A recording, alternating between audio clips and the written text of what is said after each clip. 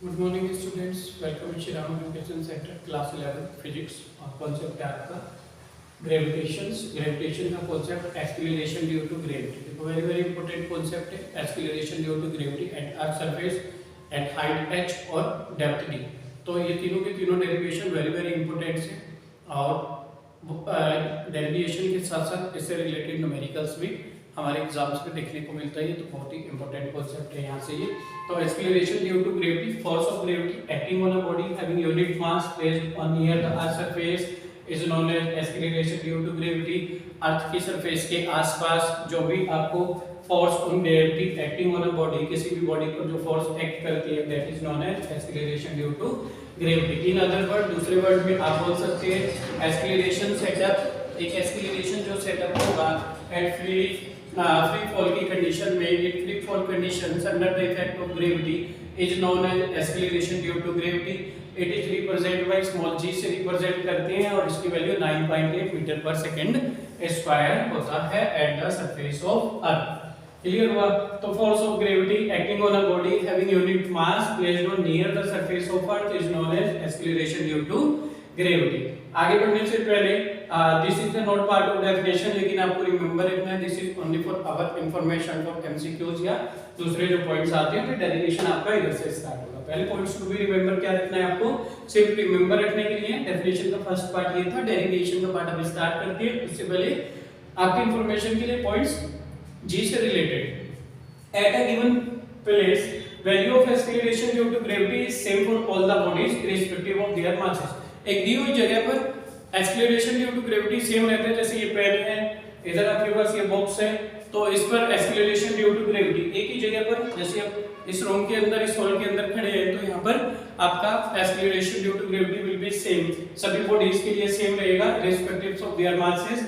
However, it is differ from place to place on the earth surface. अर्थ की surface पर ये अलग-अलग हो सकता है, जैसे पोल्स या centres. It's also vary with altitudes and depth, altitudes और डेप्थ पर भी। ये अभी डेरिवेशन का पार्ट आएगा। नेक्स्ट टू डेरिवेशन से acceleration due to gravity at height h और at depth d। Very very important derivation है, बहुत ही इंपॉर्टेंट, कंसंट्रेट करके फॉर क्लास 7 हमारे ये हर स्कूल्स में ऐड किए जाते हैं मोस्टली ये वाले डेरिवेशन, और इससे रिलेटेड न्यूमेरिकल भी बहुत ही इंपॉर्टेंट है। Value of g on the moon surface is 1/6 of value of g on the earth surface. तो g की जो वैल्यू मून सरफेस पर होगी that is 1/6 of the value of g on the earth surface. Value of small g का जो independent है of the mass, shape and size etcetera. तो g की वैल्यू मास, शेप और साइज इन सबसे independent है, इन पर डिपेंड नहीं करती। ये तो थे आपके पॉइंट्स, मतलब डेरिवेशन का पार्ट नहीं था, लेकिन आपकी इंफॉर्मेशन के लिए थे। तो लेट अस स्टार्ट करते हैं डेरिवेशन। सपोज आपने मेंशन कर लिया एक अर्थ स्फीयर और ये सेंटर्स, और यहाँ पर ले लिया आपने एक पॉइंट्स O, यहाँ से एक point external from the centre, centre के बाहर लिया दैट इज P, इसका मास m, इस R पॉइंट पर जो पॉइंट्स है that is mass of mr। तो let earth to be made up of concentric shell, concentric shell से मिलकर बनी है। Points of mass m situated at distance, एक मास m ये आपका यहाँ पर सिचुएटेड है, जिसका मास पॉइंट p, जिसका मास है m और distance r from the centre. यहाँ इस वाले सेंटर से आपका डिस्टेंस है r। तो देखो यूनिवर्सल लॉ ऑफ ग्रेविटेशन था। यूनिवर्सल लॉ ऑफ ग्रेविटेशन क्या है, अगर दो ऑब्जेक्ट्स हैं आपके पास, this is m1, this is m2, और इनके बीच का डिस्टेंस है r, देन फोर्स बिटवीन, इनके बीच में जो फोर्स वर्क करता है that is F is equal to G into m1 m2 upon r square. तो सिमिलरली आपने F is equal to capital G gravitational constant होता है, m हो गया मास इस ऑब्जेक्ट का, mr हो गया इस ऑब्जेक्ट का, अपन दोनों के बीच का डिस्टेंस r, तो r स्क्वायर हो जाएगा, that is equation number first. Mass of the earth यहाँ पर हो गया, mass of the earth m is equal to, कैसे निकालते हैं, देखो ये आपके पास इक्वेशन नंबर फर्स्ट बन गया। अब mass of the earth small m is equal to 4/3 pi r cube into rho, जहां पर r आपका where m is the mass of earth, r radius of earth और रो डेंसिटी ऑफ अर्थ। कैसे calculate किया आपने, देखो mass of earth since density is equal to होता है, पहले हम अर्थ कैसे है, स्फेरिकल, स्फीयर का वॉल्यूम जो होता है 4/3 पाई r क्यूब होता है प्रॉपर। तो यहाँ पर आपके पास अर्थ की रेडियस कैपिटल R, तो आपने r क्यूब किया, ठीक है। 4/3 ये डेरिवेशंस करते हैं, r is equal to r ऐसे रेडियस है, तो small R equal capital R लेके, और दूसरा ये आर आप अर्थ के लिए निकाल रहे हैं तो कैपिटल आर इसकी रेडियस है 4/3 पाई आर क्यूब हो जाएगा। सिंस ये आपका वॉल्यूम आ गया स्फीयर का, तो अर्थ स्फेरिकल है, तो आपका स्फेरिकल का वॉल्यूम इतना आ गया। Since density is equal to the mass upon volume, तो डेंसिटी आपका rho से डिनोट करके और मास आपको निकालना है यहाँ पर, जो मैंने निकाला है ये वाला मास, और वॉल्यूम कितना था, वॉल्यूम अर्थ का इतना था 4/3 पाई आर क्यूब। तो मास कितना निकलेगा, इसका यहाँ से मल्टीप्लाई कर देंगे, cross multiply 4/3 pi R cube into rho equal mass क्या आ गया 4/3 pi R cube into rho mass के इक्वल आ गया, तो मास अर्थ इतना निकला। इसको मैंने क्वेश्चन नंबर 2 बनाया। m mass of earth, r radius of earth और रो डेंसिटी ऑफ अर्थ, तो तीनों के तीनों मीन्स भी मैंने यहाँ पर क्लियर कर दी।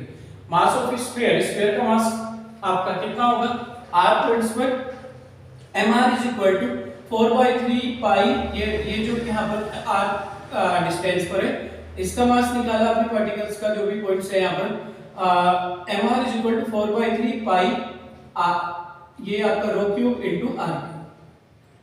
तो यहाँ पर ये इस पॉइंट्स का भी हमने मास निकाल लिया, और mr is equal to, similarly जैसे मैंने कैलकुलेट किया यहाँ पर कैलकुलेट कर लिया आपने। अब यहाँ पर सिमिलरली अब दोनों की वैल्यू हमने ऑब्टेन करी, putting value of mr in equation number first. इस mr की वैल्यू ये जो कैलकुलेट करी आपने, that is putting in equation first. इस mr की जगह पर यहाँ पर हम रिप्लेस कर देते, कितना हो जाएगा f आ गया, कैपिटल G हो गया, स्मॉल m हो गया, 4 ये आपके पास 4/3 पाई r क्यूब, पाई इनटू रो इनटू r क्यूब, तो ये आया आपके पास m/3, इसे r की जगह पर पुट कर रहे हो, gmr² तो आ गया, g आ गया, m आ गया, r² आ गया, ये जो बचा आपके पास 4/3, ये मेरा 4/3 आ गया। इसके बाद कितना आता है, ये आया पाई, ये आ गया पाई, और r क्यूब इनटू रो, तो r क्यूब इनटू कितना हो गया, यहाँ पर हो गया प्रॉपर हो गया। अब क्या करेंगे, देखो अब हमने किया है यहाँ पर r क्यूब है, r² है, दो पावर से दो पावर कैंसिल कर दी, 3 पावर थी, ये 2 पावर थी, एक r बच गया आपके पास। तो मेरे पास लेफ्ट हुआ पार्ट g स्मॉल m, ये 4 पाई, ये r, ये रो अपॉन 3, तो ये इतना आ गया g m 4 पाई r रो इतना आ गया, नीचे से r² कैंसिल, ठीक है प्रॉपर हो गया।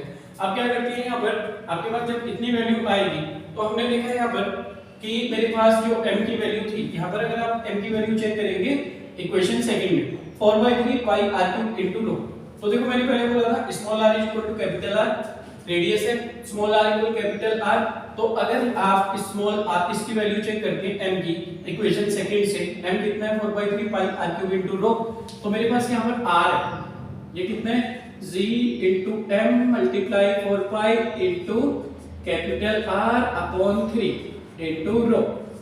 अगर ये r क्यूब बन जाएगा तो this will be equal to किसके हो जाएगा, यहाँ पर m के इक्वल हो जाएगा, और इसको बनाने के लिए मुझे क्या करना पड़ेगा, r² से मल्टीप्लाई करना पड़ेगा, r² से मल्टीप्लाई करोगे तो r² से डिवाइड भी करना पड़ेगा, तो आपका ये जो 4/3 pi r cube into rho that will be equal to किसके हो जाएगा, ये इक्वल हो जाएगा आपका इक्वेशन सेकंड में m के equal.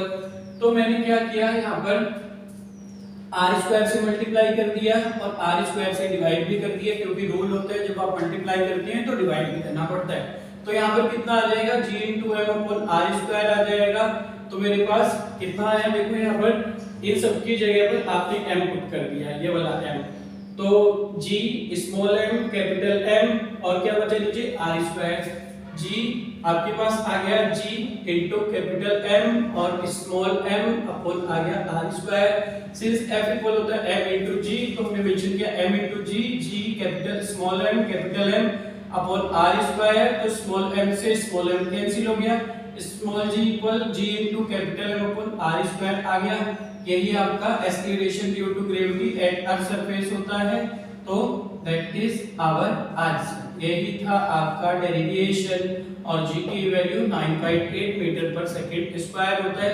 Capital G, where g capital क्या था आपका ग्रेविटेशनल कांस्टेंट होता है, क्लियर। और ये सभी वैल्यूज हमने कैपिटल G की डेरिवेशंस इसका हमने किया था ग्रेविटेशनल कांस्टेंट में, तो वैल्यूज आर ऑलरेडी मेंशन, सभी की सभी वैल्यूज आपके पास ऑलरेडी मेंशन है। 6.67 10⁻11 होती है कैपिटल जी की वैल्यू। तो आई होप ये डेरिवेशंस आपको क्लियर हुआ होगा। तो बहुत ही इंपॉर्टेंट डेरिवेशंस है, first take a screenshot of it. फिर चलते हैं नेक्स्ट वाला derivation, acceleration due to gravity at height h and depth d। That